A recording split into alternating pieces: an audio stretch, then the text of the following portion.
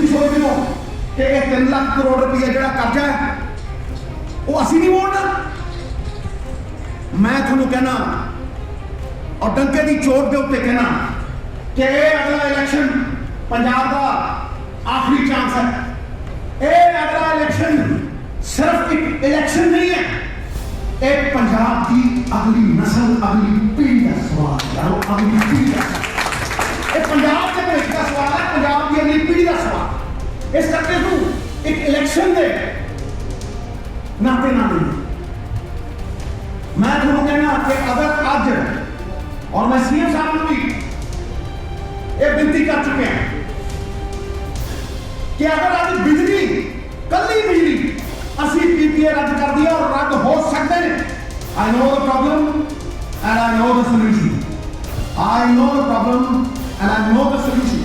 अगर कल असी ये बिजली समझौते रद्द कर दिए और शहर नूं डोमेस्टिक यूजर नूं 3-3.25 रुपये बिजली दे दीए ना, तो मैं तुहानू कहना कि सारे शहर वाले उठ के कहेंगे आप आस दोबारा चढ़ गई, आप आस दोबारा चढ़ गई। 5 रुपये डोमेस्टिक यूजर तुम देखो आज 9-10 रुपये। अगर 1 लाख यूनिट हो गया तो 5 लाख रुपये बिल आना चाहिए इंडस्ट्री का। क्यों आता 10 लाख, क्यों आता 11 लाख? मेरे वर्गा बंदा भी सवाल करना वो यार जो 8 AC चलते हैं उदों बिल आता लख, तो सर्दी के जो कोई AC नहीं मैं घर के नहीं तो बिल आता 2 लाख। ये किदा है, ये क्यों है? ये केड़ी थोड़े को यही गिद्दड़ सिंगी है जी जिदे देखो जो देखो पा देने।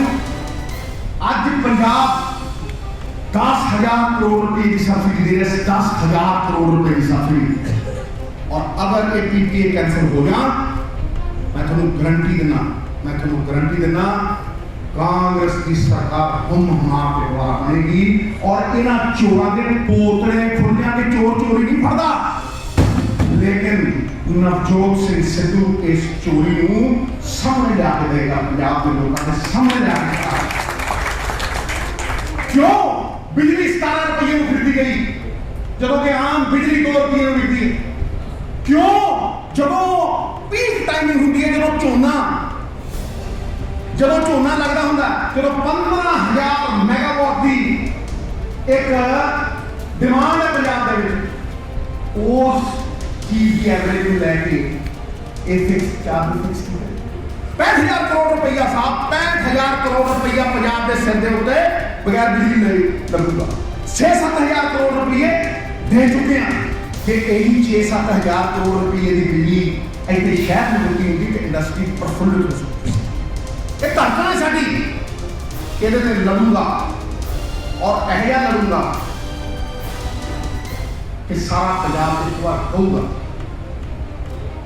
कि हाँ आस के विश्वास की राजनीति जिंदी है और भारू है वंडन वाली राजनीति के उत्ते, डिवाइड करने वाली राजनीति के उत्ते, पैर फैलाने वाली राजनीति के उत्ते, दी पॉलिटिक्स ऑफ फियर। ये की है? ये आखिरी 3 महीने क्यों होना? ये क्यों हालात वाली गल होगी है? ये सब समझ आएगा। मैं गुरुआ पीरा जिन्हों की मैं हमेशा बाणी सुनता रहा बचपन तो, मैं वो बाणी को याद करके तुम कहना कि पंजाब एक सी, पंजाब एक है और मरते दम तक पंजाब पंजाबियत के बनिया रहेगा, आपसी भाईचारे के बनिया रहेगा। कोई जो तोड़ने वाला है वो तहस नहस है, एक गारंटी है। और इन्हों को बचे हुए कौन लोग हैं जो सैकड़ों के, ये कौन लोग हैं जो व्यापारी को की चाहिए अमन बिजनेस, ये कौन लोग हैं जो ये सैकड़ों के लिए होगा नहीं जो अपनी कुर्सियां बचाना चाहते, जो अपने बिजनेस बचाना चाहते, जो अपनी लेगेसी को बचाना चाहते, कि वो लोग सामने बनाना प्यार नाल इंसाफ करें।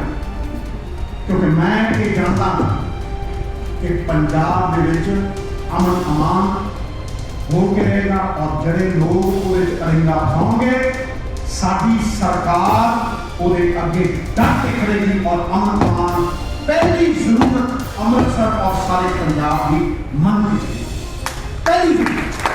अगर मनोमान नहीं है तो फिर कोई व्यापारी कितने भी रह के रख नहीं, फिर वो भी किसी इंडस्ट्री। और मैं थोड़ा अज ये इंडस्ट्रीलिस्टां की गल करना चाहना जिहड़े प्लैनिंग बोर्डां दे विच ने, जिन्होंने बड़े बड़े अहुदे दिते ने पंजाब में, फिर भी वो जाके मध्य प्रदेश के विच अपनी इन्वेस्टमेंट उन्होंने पंजाब ने मार लिया, उन्होंने पंजाब पता नहीं की कुछ नहीं बैठा, लेकिन वो अपने हजारों करोड़ मध्य प्रदेश फलानी थां टमकानी थां उत्थे इन्वेस्ट कर। याद रखियो ये सारा कुछ मैनू एक गल सिखाई गई थी कि यार ये 7 बारी जल्दी आउट हो ना तो एक मैच एक इनिंग लगती है वापस सेंचुरी बन के एक इनिंग तो विश्वास वापस आता है।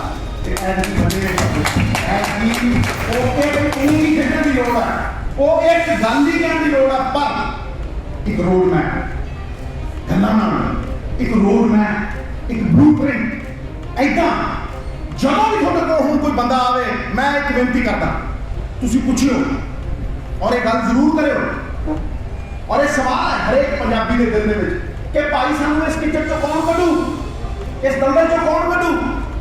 तुसीं पुछियो कि किदां कढे, किस तरीके दे नाल पंजाब सवारिया जाऊगा, सानू दस पाए। जे सानू पसंद आऊ असीं मनांगे, जो रियलिस्टिक हो असीं मनांगे।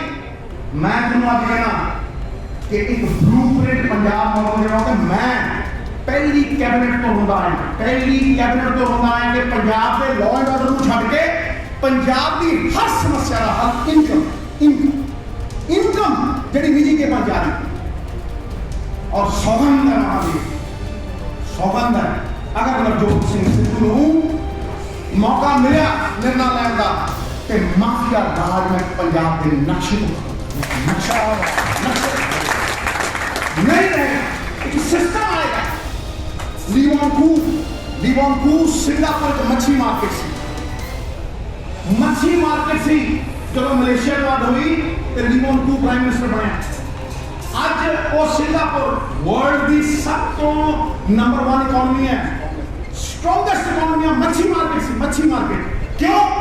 उन्होंने किसी ने पूछा सर किस तरह करप्शन नहीं होती तुहाडे इत्थे, वो कहता इस करके नहीं होती because I punish the people at the top.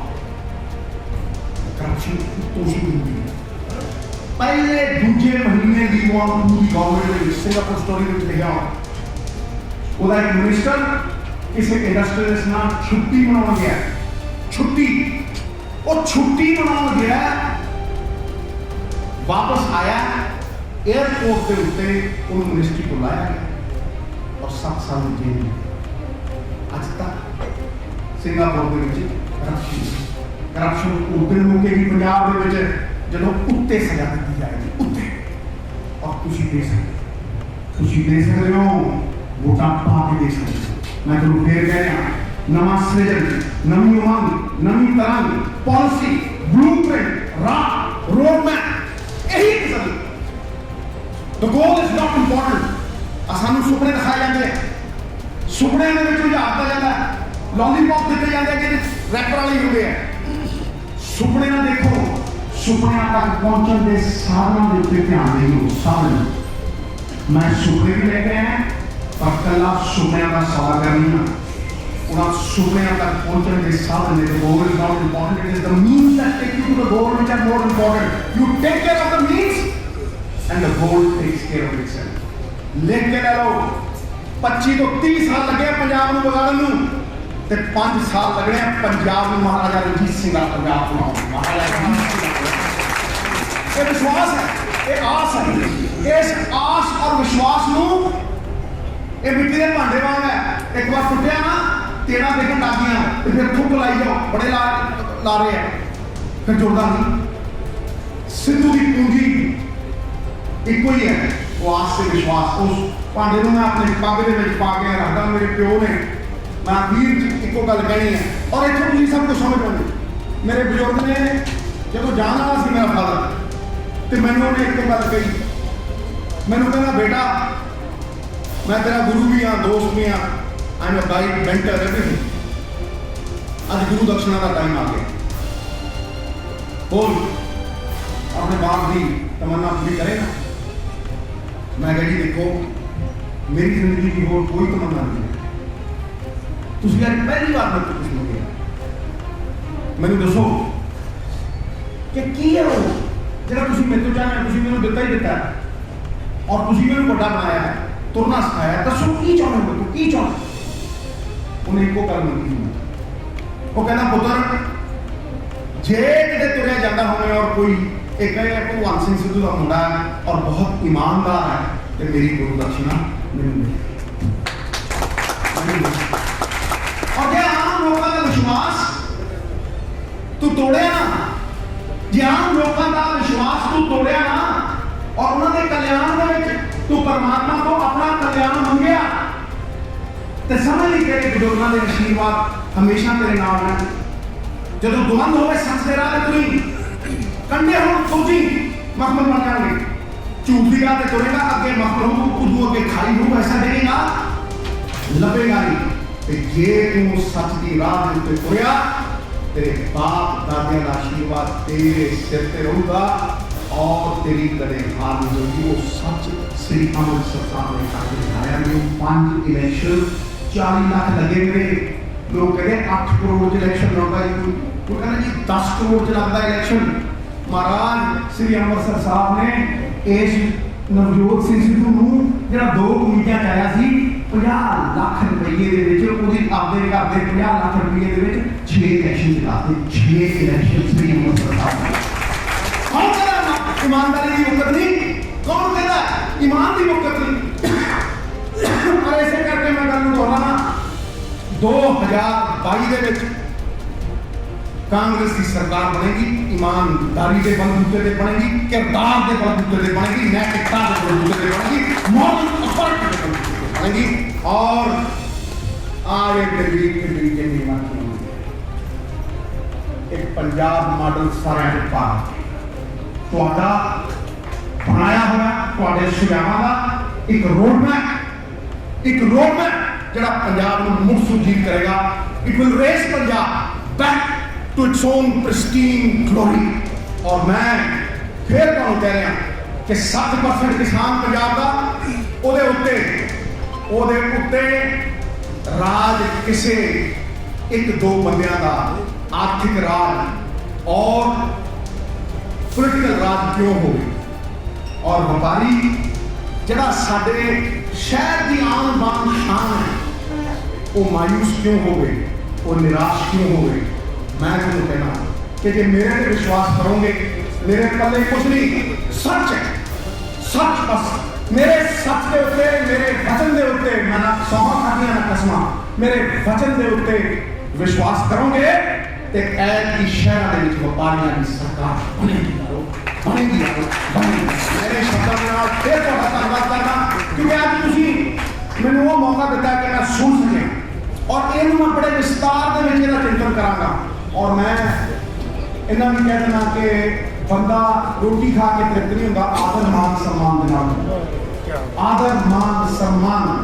मैं इन्ना ही कहना कि ये व्यापारी तेरे सिर की पग ने नवजोत सिंह सिद्धू कांग्रेस वालों कांग्रेस का प्रधान होने के नाते एक वचन दिता है कि तुहानूं मान सम्मान दिता जाएगा, साफे दा लाभ बना के रखा जाएगा। सिद्धू जी